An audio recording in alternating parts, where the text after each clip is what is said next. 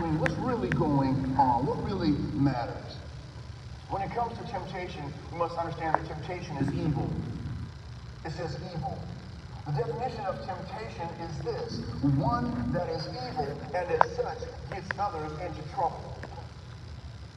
So temptation is personified not just as an action or a thing, it's actually personified by a person. We know that person to be the fallen being called the devil.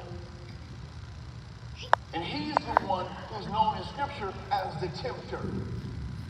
Temptation is evil. It's not good. It's just not.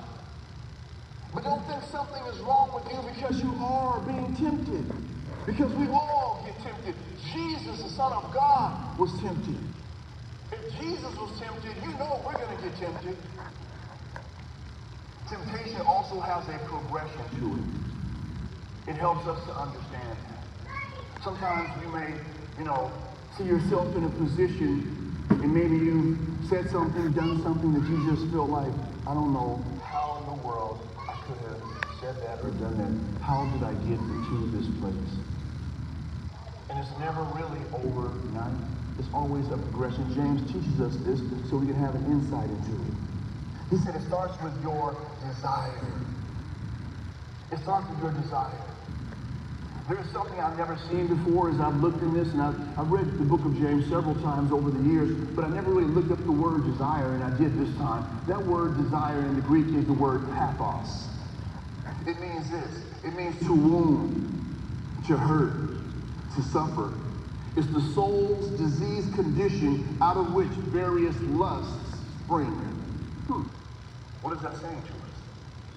That means that there's some areas in the realm of the soul. We're a tripart being. We are a spirit. We possess a soul, mind, will, emotions, and we live in a physical body.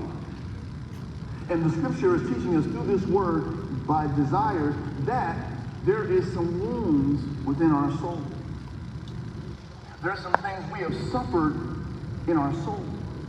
There's some times we have been hurt in the realm of our soul. Keep listening, please.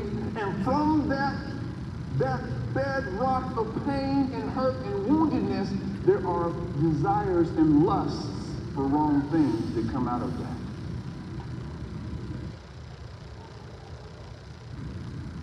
So let's just hypothetically, there's a guy, he has a girlfriend, and they're getting along pretty well.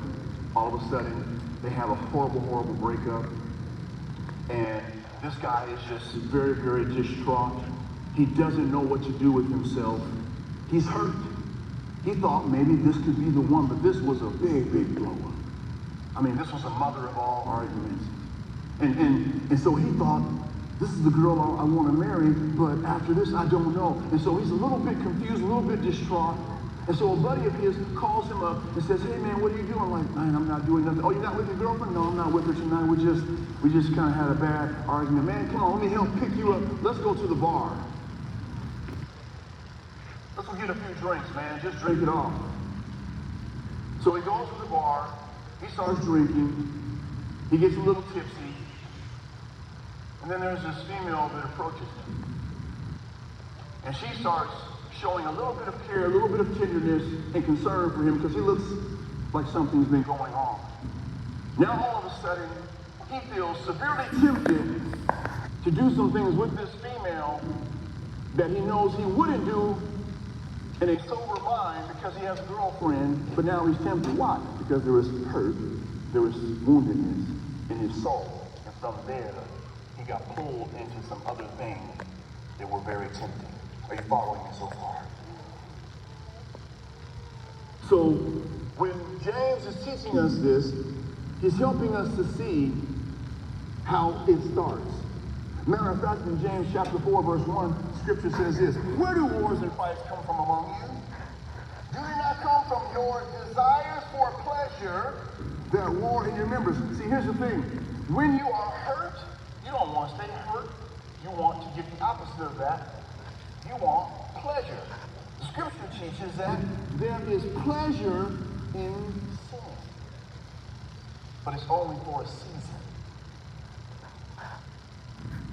So we go from desire to what? You're drawn away and enticed. You're entrapped You get entrapped, you get drawn away. It means to drag